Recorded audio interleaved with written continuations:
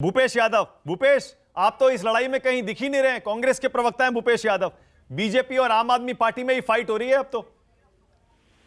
मानक भाई, जो भी मैंडेट है हम उसको स्वीकार करते हैं। हमने जनता के मुद्दों को उठाने की कोशिश की। हो सकता है किसी वजह से हम ना पहुंच पाए या इन दोनों की आपसी लड़ाई ब्लेम गेम के चक्कर में हमारा स्वर दब गया हो, लेकिन हम जनता के मुद्दे उठाते रहेंगे। हम जनता के मुद्दों को उठाने की कोशिश करेंगे और जनता के बीच में बने रहेंगे। Okay, all right. अब देखिए ये आंकड़ा और दिलचस्प होता जा रहा है। बीजेपी शतक मारने की तरफ बढ़ रही है। अगर बीजेपी 100 हो जाती है, जरा सोचिए क्या संदेश होगा। उसके बाद क्या अरविंद केजरीवाल देश भर में जो दिल्ली का मॉडल लेके जाते हैं उसको प्रचारित करते हैं, उसको अपनी उपलब्धि बताते हैं, क्या वो ये कह पाएंगे कुलदीप कि देखिए एमसीडी में भी दिल्ली ने हमको प्रचंड बहुमत दे दिया? ये प्रचंड बहुमत तो नहीं है। देखिए मानक, मैंने पहले भी कहा कि जब जनता ने वोट किया और दिल्ली में लोगों ने आम आदमी पार्टी पे विश्वास किया, और निश्चित रूप से मैंने फिर भी कहा कि अभी भी मैं आपका स्क्रीन देख रहा हूं तो वहां आम आदमी पार्टी का मेयर बनने जा रहा है। और अभी नतीजे मुझे लगता है कि आधे एक घंटे में चीज़ें स्पष्ट हो जाएंगी कि क्या किसकी कितनी सीटें जा रही हैं। नंबर कैसे आपकी स्क्रीन पे कैसे बदल जाते हैं। मैं इधर नज़र करता हूं तो नंबर कुछ और होते हैं, उधर करता हूं तो कुछ और होते हैं। तो कुछ भी स्पष्ट कह पाना बड़ा मुश्किल हो पाता है ऐसी सिचुएशन में। हम आपके उसमें बैठे हों और उसके बाद केवल आपके चैनल को देख रहे हो तो कुछ कह पाना बड़ा मुश्किल होता है। लेकिन निश्चित रूप से चैनल इस समय कुछ टाइम के बाद करीब 1 घंटे की गिनती अब होने वाली है, उसके बाद आंकड़े सेटल हो स्पष्ट हो जाएंगे। बिल्कुल, उसके बाद अलग अलग चैनल्स पर आप देखेंगे आपको सेम आंकड़े मिलेंगे। बिल्कुल, मतलब 9 साढ़े 9 के आसपास चीजें काफी स्पष्ट हो जाएंगी। ठीक है, 144 और 99 का ये आंकड़ा क्या कहता है अजय सहरावत? 144 आम आदमी पार्टी, बीजेपी 99। अगर आप इस अंतर से भी हार रहे हैं ये चुनाव, तो ये एक तरफा और करारी हार तो इसे नहीं कहा जाएगा, या कहेंगे, मानेंगे आप? मानक भाई, ये आंकड़े और ये नंबर अब बताते हैं कि दिल्ली में जो दुष्प्रचार एमसीडी के खिलाफ, जो झूठ अरविंद केजरीवाल ने एमसीडी के खिलाफ बोलने का काम किया, वो कम से कम लोगों तक पहुंचा नहीं है। वो मानते हैं कि एमसीडी ने बहुत अच्छा काम अपनी जगह पर किया है। और रही बात अरविंद केजरीवाल जी का मेयर बनने की, तो अरविंद केजरीवाल जी तो पिछले 8 साल से दिल्ली के मेयर ही बने बैठे हैं।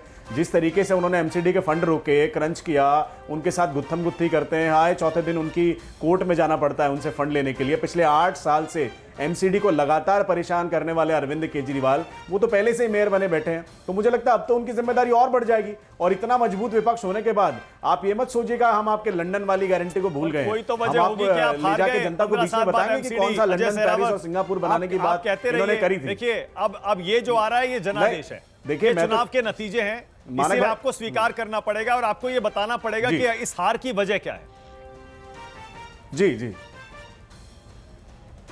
मानक भाई, मैं तो कह रहा हूं ना, जितना भी जनता ने हमको प्यार दिया, आप बताइए 100 के आंकड़े के आसपास हम पहुंचने वाले हैं। लोकतंत्र की यही तो खूबसूरती है ना, 2 लोग लड़ेंगे तो एक जीतेगा एक हारेगा। लेकिन उसके बावजूद जितना इन्होंने हमारे खिलाफ दुष्प्रचार किया और उसके बाद इतने अच्छे नंबर्स हमें मिल रहे हैं, तो हम तो मान रहे हैं कि जनता के बीच में हम जो बात पहुंचाना चाहते थे, जो सत्येंद्र जैन जो मस्ती जेल में करते हुए दिख रहे हैं, जो पहुंचाना चाहते थे लिकर पॉलिसी के अगेंस्ट जो हमने लड़ाई लड़ी है, वो हम लड़ने में कामयाब रहे हैं। हम लोगों तक पहुंचे। देश में क्या जनता का जो समर्थन है, ऑफ कोर्स एक पार्टी को ज्यादा मिला है तो हम उनको शुभकामनाएं भी देंगे। और इस फाइट से जो आपने दी है दिल्ली में, इससे देश में क्या संदेश जाएगा? आप इन आंकड़ों को क्या देश के बाकी राज्यों में लेकर जाएंगे? क्योंकि केजरीवाल तो लेके जाएंगे।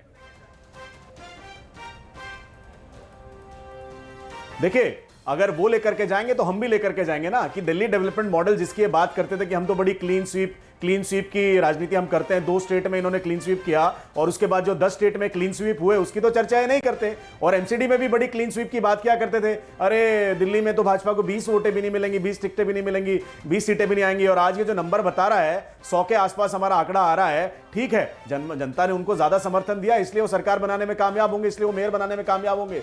लेकिन मुझे लगता है अरविंद केजरीवाल जी, क्या अभी भी आप अपने मेयर से उतना ही दुर्व्यवहार करेंगे जितना भाजपा वालों से किया था?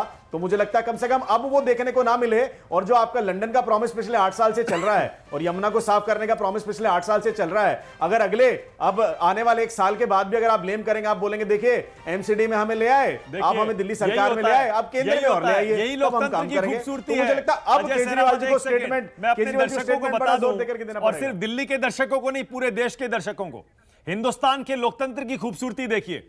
जैसे जैसे आंकड़े बीजेपी के पक्ष में थोड़े बढ़े हैं, वैसे वैसे एक मजबूत विपक्ष की भूमिका में बीजेपी के प्रवक्ता अजय सहरावत आते हुए दिख रहे हैं और उन्होंने आम आदमी पार्टी को घेरना शुरू कर दिया है कि आइए आप आ गए, आपको जनादेश मिल गया, अब बनाइए लंदन, जिस लंदन की आप बात करते थे। यही है हिंदुस्तान का लोकतंत्र। और खूबसूरती, जैसे मैं पहले कह रहा था, मजबूत विपक्ष बहुत जरूरी होता है।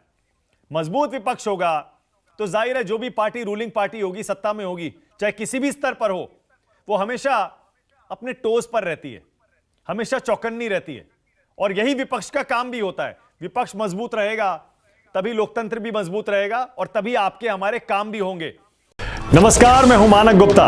अगर आपको हमारा ये वीडियो पसंद आया हो तो इसे लाइक और शेयर जरूर करें। और हां, हमें सब्सक्राइब और फॉलो करना ना भूलें ताकि आप देश और दुनिया की कोई खबर मिस ना करें। तो जुड़े रहिए हमारे साथ और देखते रहिए न्यूज़ 24।